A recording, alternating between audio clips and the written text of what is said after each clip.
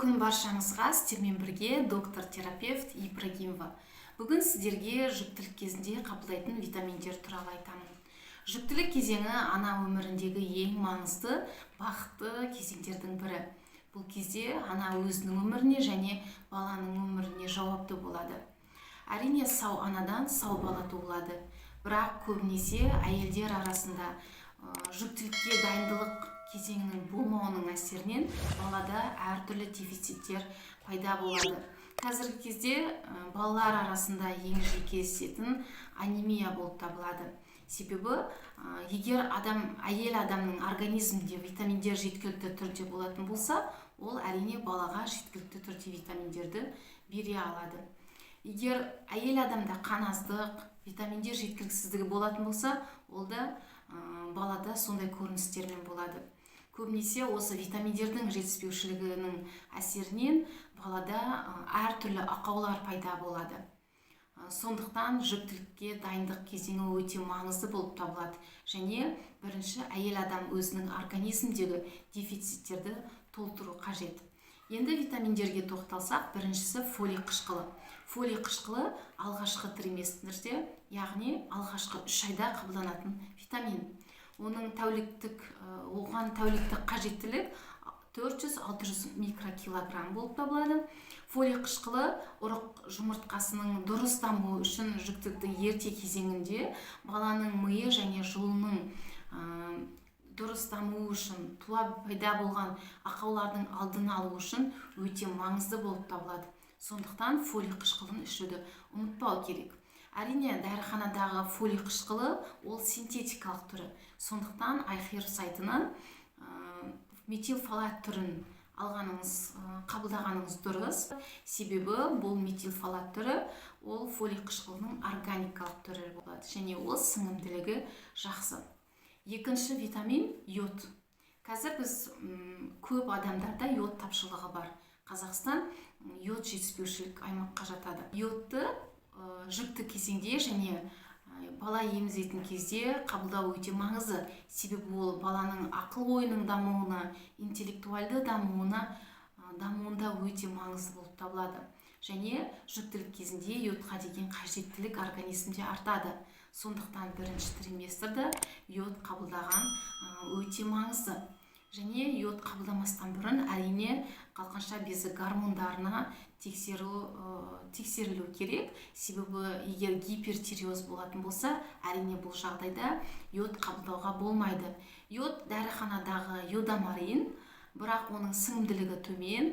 Аптека iHerb сайтынан тамшы түріндегі йодты алып, күнделікті аш қарынға жылы сумен 4-5 тамшы араластырып қабылдауға болады. Енгісі витамин D3. Витамин D3 жетіспеушілігі бүкіл организмге кері әсерін тигізеді.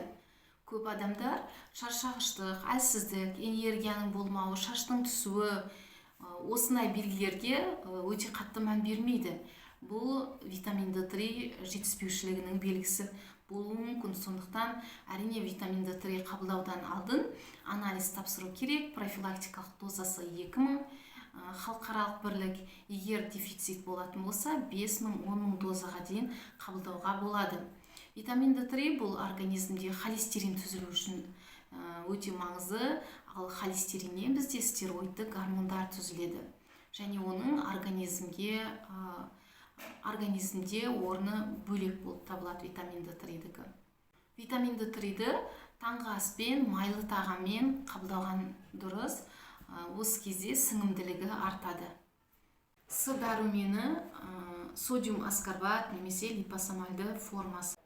Қоректік зат ананың иммундық жүйесін нығайтуда, жүктілікті сақтауда, ұрықтың плацентарлы тосқауылын қалыптастыруда, эмбрионның шеміршек және сүйектінің қалыптастыруда маңызды роль атқарады. Жүкті әйелдер күніне 2000-3000 миллиграмм дозада қабылдауы өте маңызды. Б комплекс түріндегі витамин бұл баладан гидроцефалия, ашық ерін және таңдай ақауларының алдын алады. Сондықтан Б тобы витаминдеріне B9, B12 анализ тапсырып, деңгейіне қарап қабылдаған дұрыс. Кейінгісі гемоплекс немесе генотартиферон, ферсинол барлығы қан аздықта қабылдайтын темір препараттары болып табылады. Білесіздер, басқа видеоларда да көп айтамын, анемияны тек қана бір ғана темір препаратымен емдеп болмайды. Себебі темірдің организмде сіңімділігін жақсарту үшін оның кофакторлары, яғни достары болу керек. B9, B12, витамин С сияқты достар болу керек. Сондықтан анемияны емдеу кезінде осы витаминдерді бірге қабылдап, анализ тапсырып, сол анализдегі деңгейіне қарап қабылдаған дұрыс. Әрине, витаминдерді қабылдау керек екен деп барлығын бір уақытта қабылдаудың қажеті жоқ. Оларды өз уақытында және анализдегі деңгейіне қарап қабылдаған дұрыс болды. Организмде қабыну процесі болатын болса, ол кезде омега, B витаминдері және темір препараттарын уақытынша қабылдамаған дұрыс. Себебі олар организмдегі қабыну процесін күшейтеді.